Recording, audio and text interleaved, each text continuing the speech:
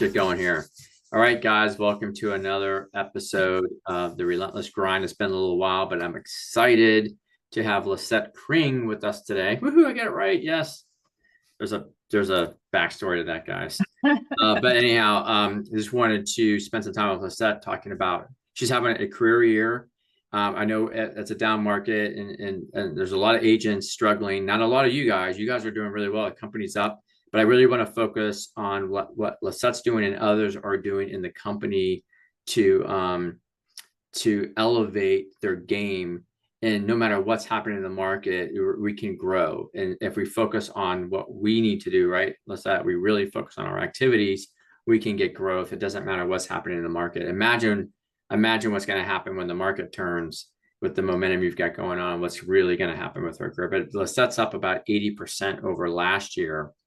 And last year during this time, you were having a really good year as well. So that says a lot, especially when we're still in that 4.1, 4.2 million range in sales, which is our typical year pre-COVID. We were in that 5.2, 5.3 range. So it just shows you that, hey, if you put your head down and get the work done, we can make money. So welcome. And so you're going to kind of walk us through, because the reason I asked Lisette to do this is because there's been some change in mindset and activities and focus, and it's really helped you stay on track. So she's going to kind of walk us through this. Nothing rocket science, but that's what I love about it. Back to the Buffini Basics. Yeah, and that's what I love about this business. The basics work.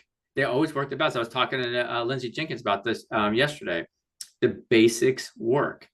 And so, so talk about some of the changes you made going into this year and this year that's helped you gain some. So I fell off the Buffini wagon, and I'm not techie, so I am a list maker. You've seen me in the office, and I always have a handwritten list because I like to check things off. And you're always like, "That's a big to-do list." And I don't always get through it on the day, but I like to visually know what I need to do to get where I need to be. So I've always had the lists, but the things that never got checked off on my list, even though they were on the list every day, was getting my CRM updated, maybe doing the mail outs or the handwritten notes and those kinds of things that just kind of were like, oh, it's more important that I do this, right now, or try and get these leads or whatever I was doing. I was trying to do too many different things and not really executing any of them, which is a common thing, I think, for most people. So the first thing I started with, and I'm going to show you some prompts. So I got this board. That's awesome. Yes.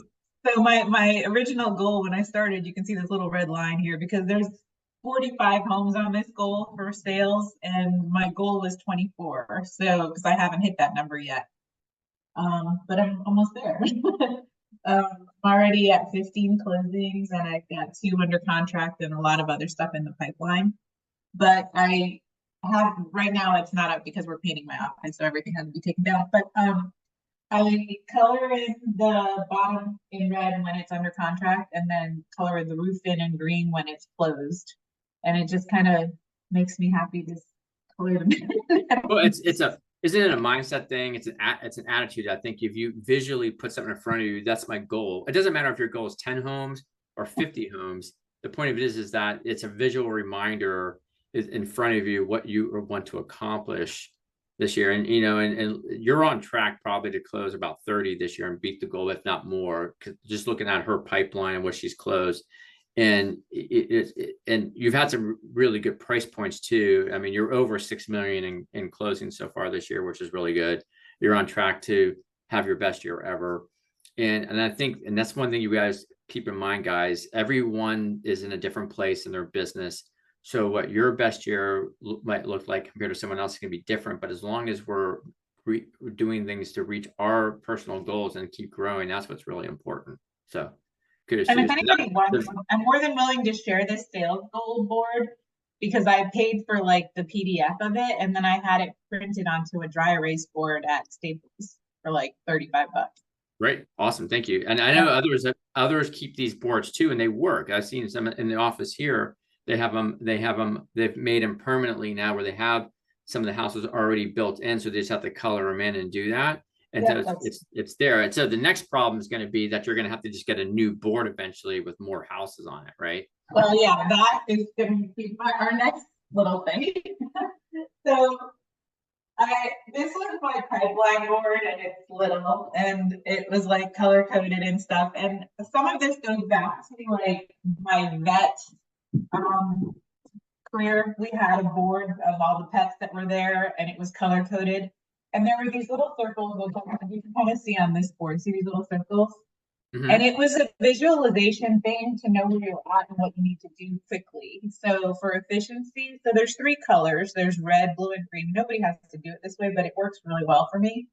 As soon as I get a lead, so this is just my leads board. These are leads that I'm currently working. And so when I get a lead, it's an open red circle on this column. When I've actually contacted them, I color that in red, so it's a closed red circle. When I have met with them, it becomes an open blue circle. When I have agency with them, it's a closed blue circle. When they're under contract, it's an open green circle. When they're closed, it's closed green and they're done. So it's just very easy for me to like see, oh, I still have called them 3 times and I still haven't gotten a hold of them. I need to call these people today because that's one of the things that's on my time blocking now is the number of calls per day, which is 5 because I hate doing calls. Some days you guys didn't hear that. No. I know. Well, I mean, so you've taken something that worked in the past for you because a lot of us had prior careers that worked and incorporated into your current business, which is helping you now because you see when we go into different doctor's offices and stuff like that, or different businesses, you see kind of different things around that fits for that model, and this fits for your brain, which is really what's the most important.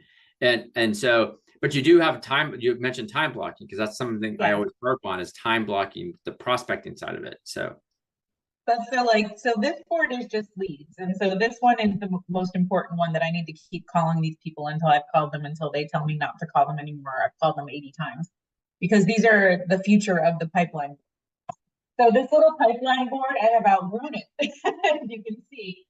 So I actually had one made, which I haven't transferred stuff onto yet because we're painting my office, but it's big.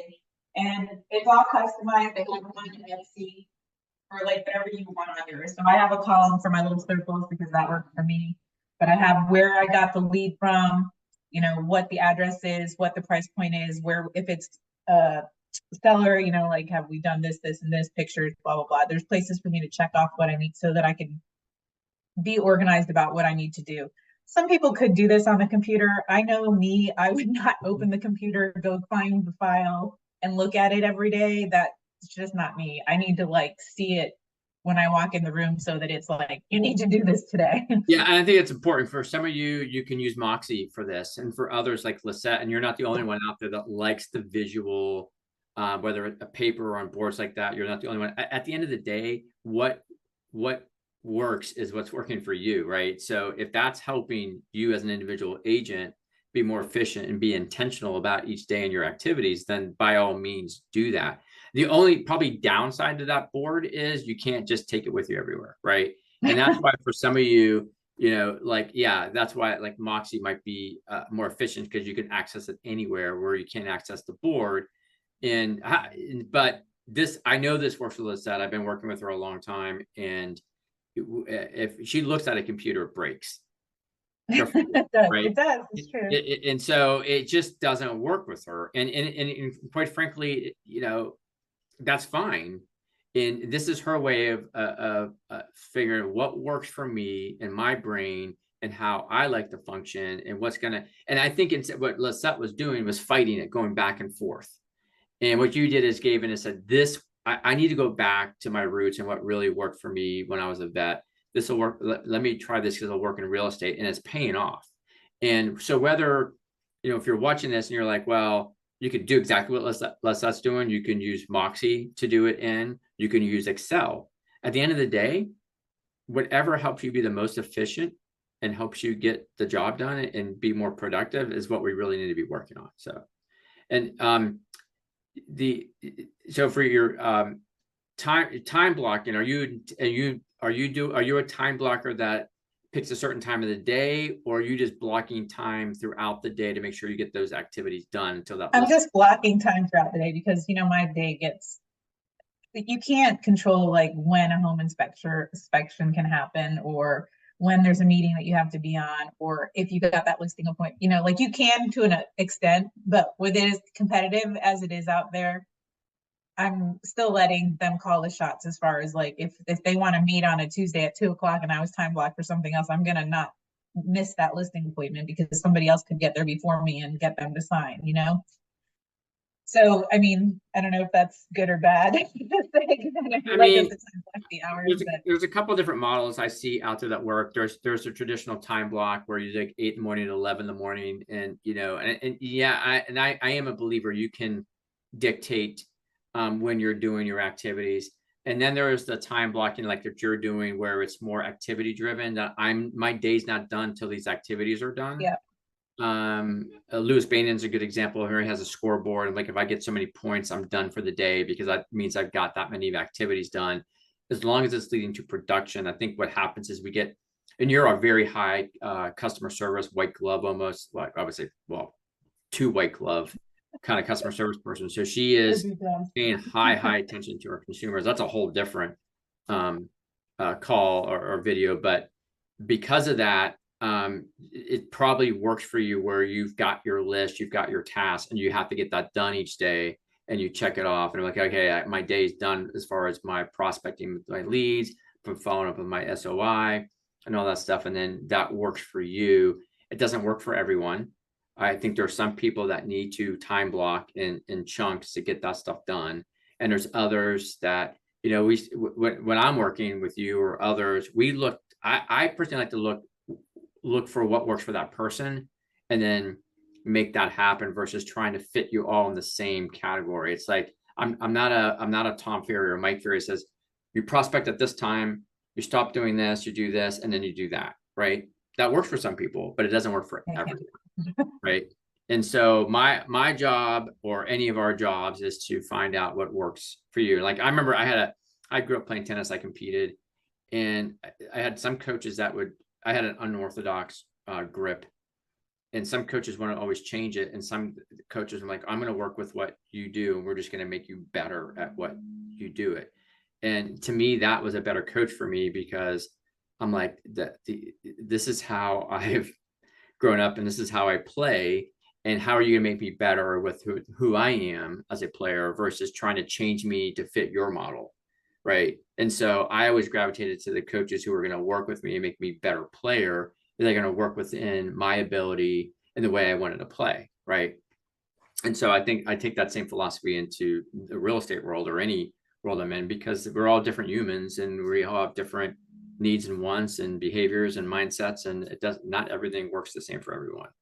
And so, and like Lissette in computers, I've given up. She knows I've given up. Like, what's going to work for you? And this is working. This is awesome. So, and the results are there, and then like trying to get back on the Buffini thing. Like I'm still not executing everything, which I'm working on getting there. Like I'm not good at the monthly newsletter, and that involves getting your computer to like merge things. And I need to go talk to Lauren about that. But I know that my goal is to write 5 handwritten notes every day. To write to call 5 people. So I can do that in between everything else that's crazy. And I can carry this goes in my car. So it's got 24 tabs. So it's 12 months of birthdays and 12 months of house anniversaries. And so I try and get that done. Sometimes I count those as my 5 written notes, but I'm trying to make my 5 written notes be more personal for no reason, just kind of to say hi kind of things. And it's not really that hard to write them, especially if you haven't talked to them in a while. It's almost easier because you're like, hey, drove by your house the other day, and I thought, gosh, I haven't done a great job of keeping in touch. So, I just thought I'd send a card, say hi, thinking about you, kind of, short, sweet thing. And then if I'm by the post office, I can mail them. So like, I usually will try to mail all of my house anniversaries at the beginning of the month and all of my birthdays for that month in the middle of the month. But they live in this file in my car so that I can Oh, so update as. yeah, and that works for you. That's a really good idea. Even if you didn't have to drive it around and do all that, it's a good idea that you're pre-preparing for the year, right? And you have and I used to do that too with home anniversaries. I'd be like, I'd send, I go to a certain chocolate store and we send chocolates, chocolate bars and stuff like that. And I'd bring them all my handwritten notes. They would bundle them all, they get them out. But I would do it once during the month. I wouldn't go every single Yeah. time. I would just show up and say, here's the 5 anniversaries this month. Here's the handwritten cards. Here's the addresses. Pay my bill, and then I was out of there, and then they got them delivered, right? And so it didn't matter if it didn't need to be exactly on the anniversary day, just within that time frame it works. So. Well, I mail the birthday cards and the anniversary cards and the handwritten notes. Maybe you're not supposed to mail them. I don't do them with No. You mail them. I'm just giving you an example of, like, you don't have to fit right on. It doesn't have to arrive on the exact day. Yeah, exactly. It just needs to arrive within the month. So good. Anything else you want to share before we sign off? I mean, I've been trying to do like more touches, so like it's really time consuming, and I'm not that crafty either. Like when I was doing the pop buys to make a whole bunch of them at one time, so I haven't really done a lot. I've just done a few here and there. I'm trying to get better organized with that.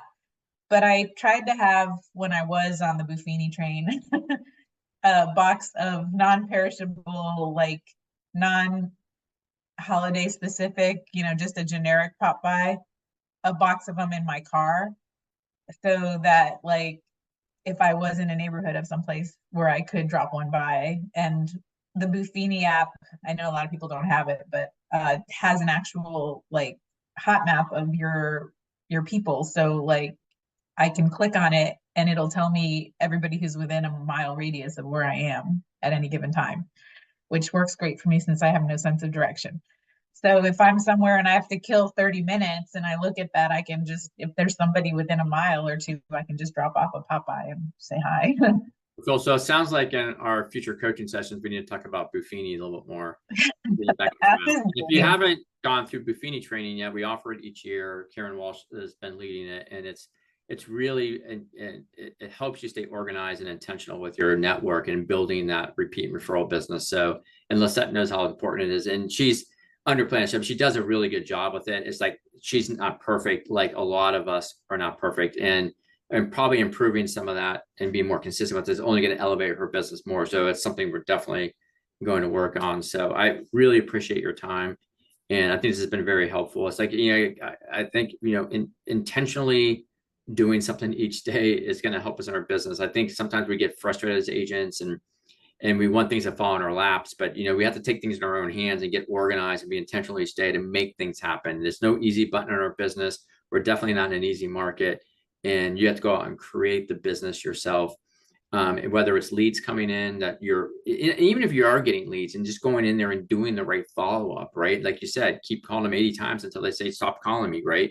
Do the job. So I think there is one other thing too that I just recently changed, which has already gotten me 2 referrals. I think at least I'm attributing it to that.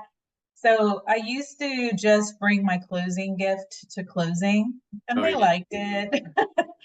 But now I turn it into 3 touches. So I give them a card and the bottle of champagne, and I do buy really nice fancy goodies for the closings, like chocolate covered strawberries and pastries and all that.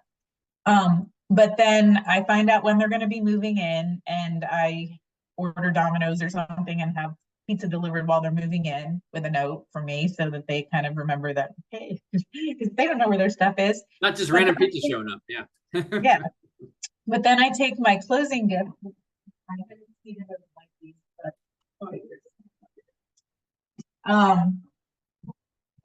really good. The old cutting board guide we had, they were really cheap looking. These are freaking nice.